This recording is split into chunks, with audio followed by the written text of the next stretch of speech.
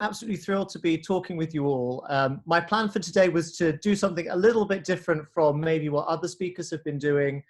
But I wanted to give you a little bit of an introduction, how at Afiniti we have seen the development of artificial intelligence, or how we try and talk about what we are trying to do in the marketplace today.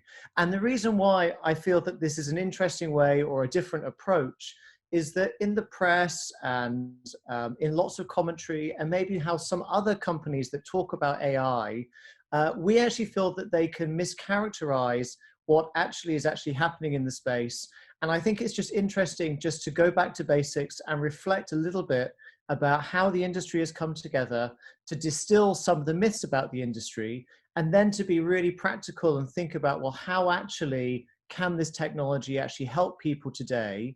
And what are some of the applications that when businesses and when individuals are looking at how this technology can help, what are the lenses that people can reflect on about how you can try and think about the use of this technology?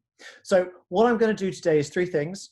First of all, I'm going to take you through a bit of a whistle-stop tour about how the artificial intelligence industry has developed, how the concept of cognitive thought and even qualia has come about as well.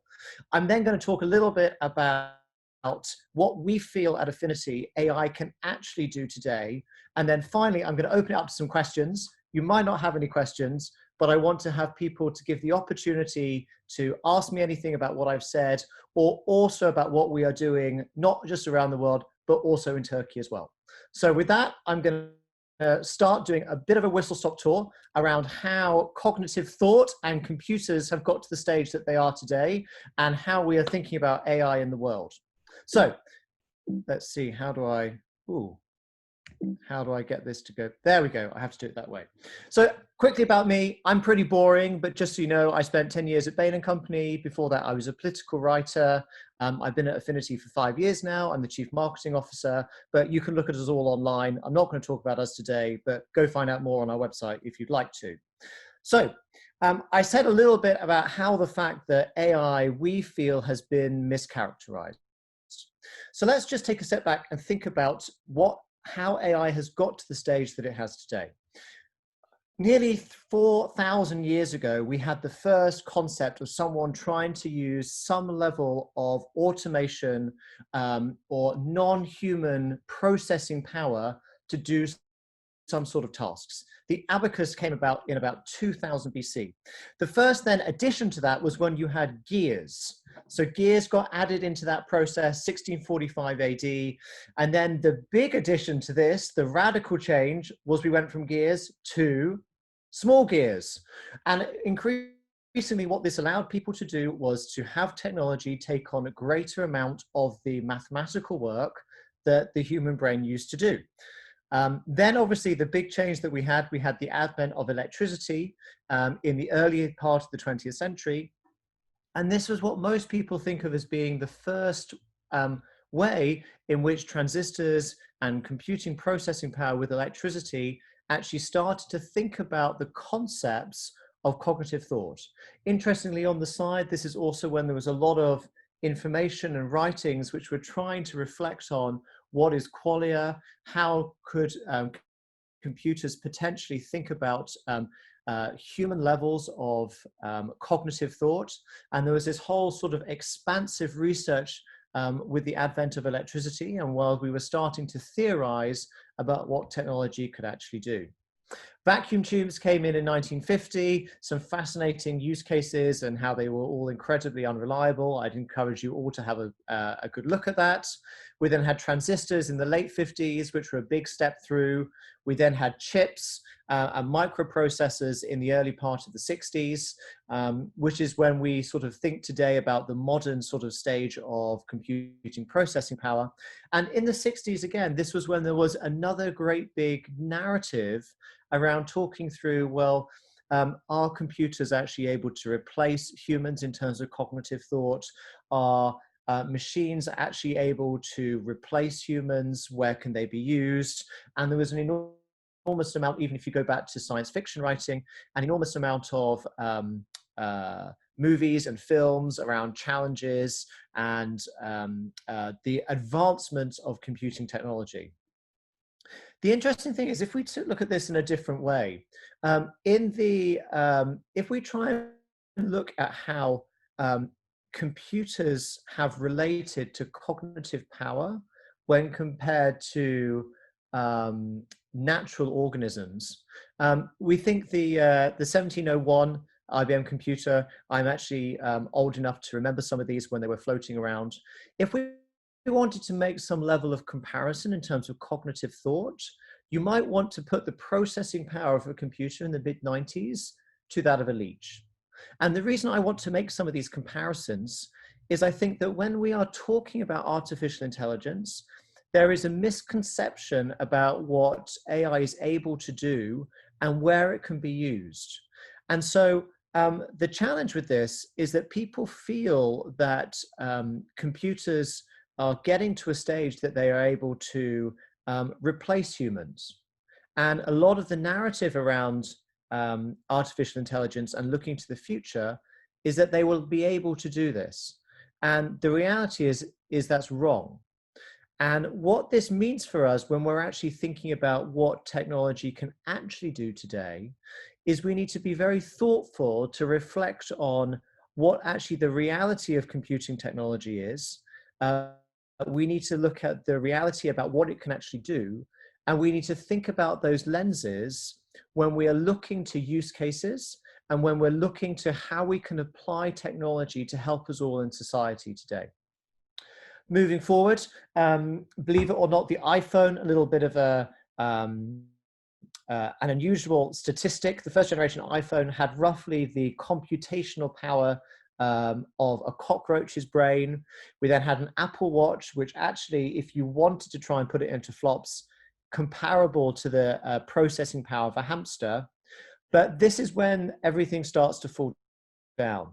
So when we get in a few years' time, there are some thoughts that we might be able to get the cognitive power of a baboon, and maybe at some point we might get the cognitive power of a human. But the challenge with all of this is that robots are very dissimilar from how humans and cognitive thought actually works. And there's a couple of things I'm going to tell you about this as to why this is important to how we reflect and look at this industry today. The first thing I'd say is that computational power, and when we're looking at Moore's law, grows exponentially over time. The challenge with that when we're looking at AI is that algorithmic breakthroughs have been less than linear. And what this means is actually today, most artificial intelligence systems are using algorithms and concepts which were thought about in the 60s, written in the 70s, actually developed sometimes in the 80s. And there has been no algorithmic breakthroughs in the field of AI since the early 90s. The last algorithmic development, which we're actually putting to use today, is the concept of backpropagation and multi-layered neural nets. There has been no major development since then. And it's true, we might be getting more effective at using these pieces of technology, but there has been nothing new that has come about that has allowed us to make any level of breakthrough in this sphere. And what this means when we kind of think about how the world has reacted and rebased its expectations. I don't know whether any of you have are fans of science fiction or fans of various forms of fun movies. But one thing that really struck me, the original Blade Runner film, some of you guys might not remember it, but came out in 1982 and presented this vision of the future, which was actually based in 2015. And in this vision of the future of 2015, there was qualia, there was computers which had human levels of consciousness, human levels of ability, had replaced humans in everything that they did. And the reality is that never came to fruition, and we're obviously now well past 2015. Blade Runner itself then did a reboot if I can click on this, my computer is pausing, did a reboot last year. And the interesting thing about that is, sorry, I don't know why my computer was frozen here. But anyway, Blade Runner did a reboot last year, and they presented exactly the same vision of the future, but that vision of the future was actually in 2045. So everything that we thought in the 80s was going to take place in 2015 didn't take place. And when we're looking at it today, this concept of the future of what AI can actually do keeps on getting pushed out and out and out. And the reason being is that there have been no algorithmic breakthroughs in this field, and we are certainly no closer to actually being able to get close to qualia than we were 30 or 40 years ago. My apologies why my computer has frozen. Let me see if I can stop sharing my screen, and then let's see if we can go back into it. That's not going to be very helpful.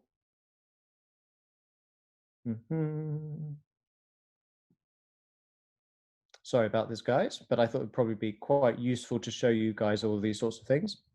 But so then this sort of quite negative view of artificial intelligence, the reason I want to take you through all of that is it's really important for us to use that to understand what actually artificial intelligence can do, and what actually artificial intelligence has the ability to do, because it's actually today far more limited than you would ever imagine. Let me see if I can get to this. Sorry about this, guys. Let me see if I can reshare my screen. Oh, you are showing, I am showing my screen. Da, da, da, da. Great. So what I was going to say is, and today when we're thinking about AI, the term of AI is incorrectly used so regularly. People think that there is an ability to make massive transformations, to replace enormous numbers of jobs. People get scared by the concepts of qualia. People think AI is a term which is going to be able, or a piece of technology which is going to be able to improve everything that you apply it to in often incredibly random, very unstructured ways. And the reality is that AI can't do this today. As a result of what I've said, that actually this field has not advanced an enormous amount in terms of algorithmic capabilities in the last 20 years, we still have enormous numbers of limitations as to what AI can actually do. And what that means is that when we are thinking about what AI should be applied to, it needs to have very clear use cases, which are highly data rich, which are specific problems that it can make incremental improvements in. And if there is not a situation which has all of those scenarios and all of those concepts, the project is going to fail. And the reason I say this today is because, rightfully so, the concept and the possibilities of artificial intelligence have been massively hyped up in the press, and people feel that they can put AI at the start of a tag of a business, or they want to talk about AI in this field. And by and large, if it is not applied in a way which can actually make meaningful results, the project is going to fail, and the business ultimately is going to fail as well. And what I think that means for everyone that is listening in today is, when you are looking at businesses which say that they have artificial intelligence, which say that they're going to radically change what is going on, ask yourself the following questions. You need to ask yourself whether this is actually a business problem that is rich in data, that has the ability to make a difference. You need to ask yourself whether this is an area that has a proven change that can be measured, because if you're unable to measure the change that is being delivered, it's not actually going to be any use to a business. It's not going to be practical, and by and large, the project is going to fail. And what you also need to ask yourself is whether this is something which can be applied today. There are so many businesses out there that are talking about projects and concepts which may well have some impact in 5 years' time, or 10 years' time, or even further. my guidance to everyone is that if a business is unable to clearly articulate the benefits and the returns that they are delivering today, and that they will be able to deliver in a project within the next year, by and large, the technology is not actually there.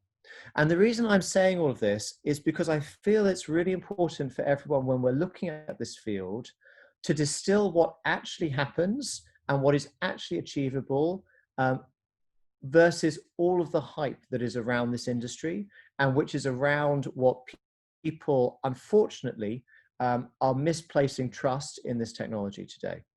And I feel that there are lots of ways which are working, and some places which are delivering enormous value.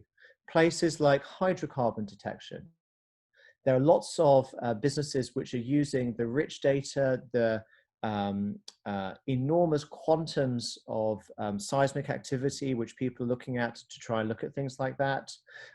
There is lots of medical imaging which AI can use. It can be very good at detecting anomalies in vast quantities of images.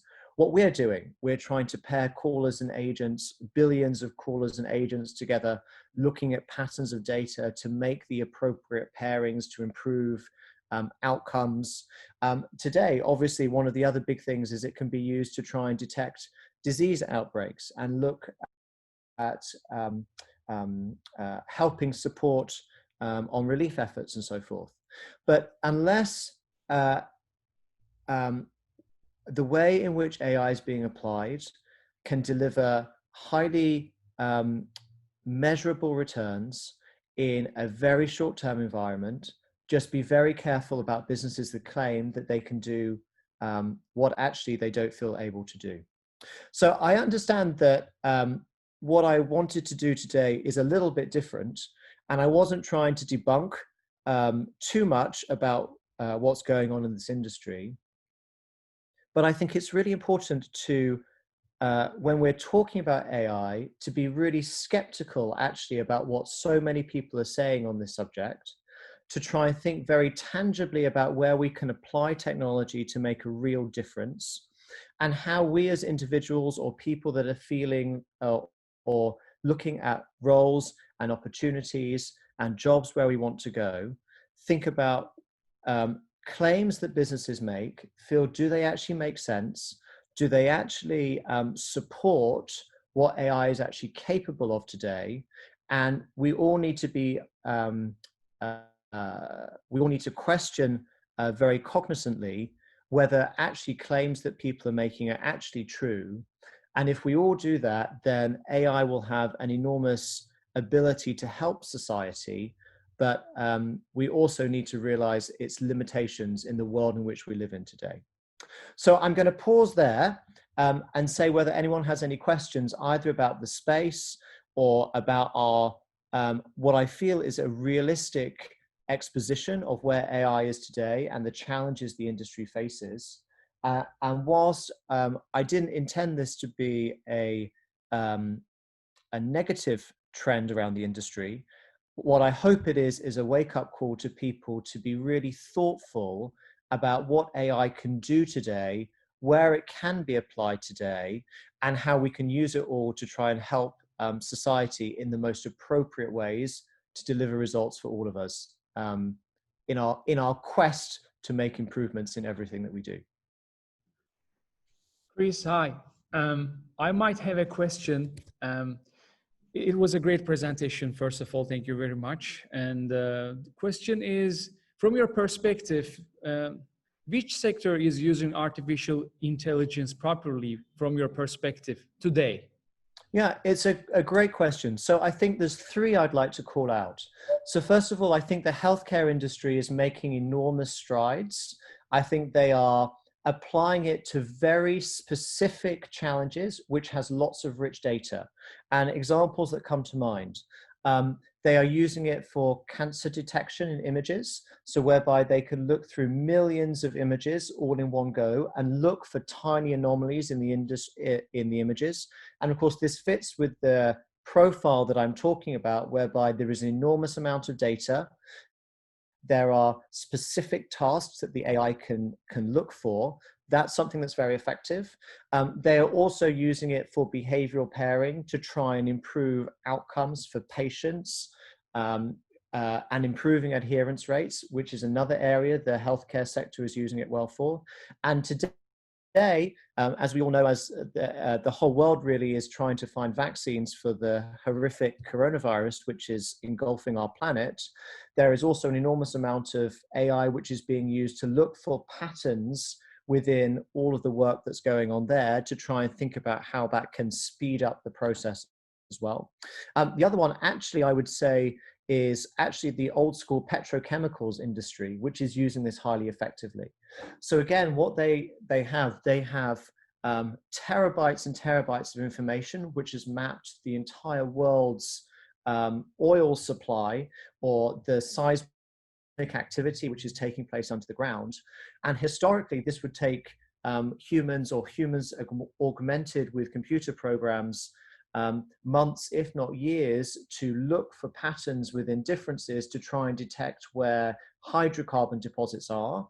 Actually, AI has been very effective at applying historic trends as to what we've been seeing to try and look for where pockets of hydrocarbons are likely to be.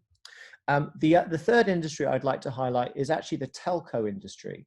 So the telecommunications industry has historically been incredibly innovative. It's also highly competitive as well, which means that the industry is always trying to look for new ways to embrace technology to stay competitive. And they have been using this very effectively to help their sales channels. They've been using it very effectively to help retain customers. And actually, I would say that in Turkey, a lot of the telcos are very, very interested in using AI for these very specific high value purposes. So a slightly long answer to your question, but they're the three industries that I'd highlight. That's great. That's great. And also one more question about the education industry. Maybe you know, of course, you know that recent COVID-19 pandemic shows that education industry is struggling all around the world. And AI maybe can leverage this industry. And I don't know if Afiniti has any plans for education business for the future. Well, so it's a great question. And so the reality is that education is an unusual one because again, if you think about what you're trying to achieve, in a teaching process, typically the outcome you're trying to define is an improved education outcome, right? So then if you're thinking about, well, what would the AI actually do in this instance? So you could try and pair teachers with students who get on well to try and increase the propensity of learning. You could also try and look towards whether you can adapt learning techniques to individuals on a global basis, because if we're assuming education can actually no longer be localized, it can be nationalized or internationalized. You can make improvements there. We have not done a lot of work on this ourselves yet. But I think there's an enormous opportunity in this field.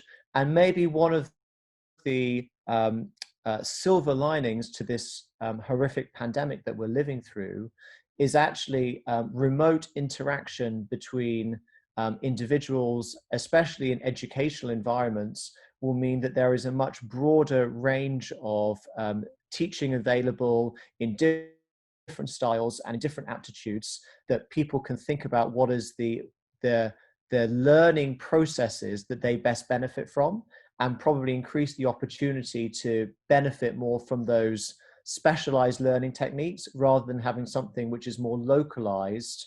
And I think AI will be able to help direct people in that process.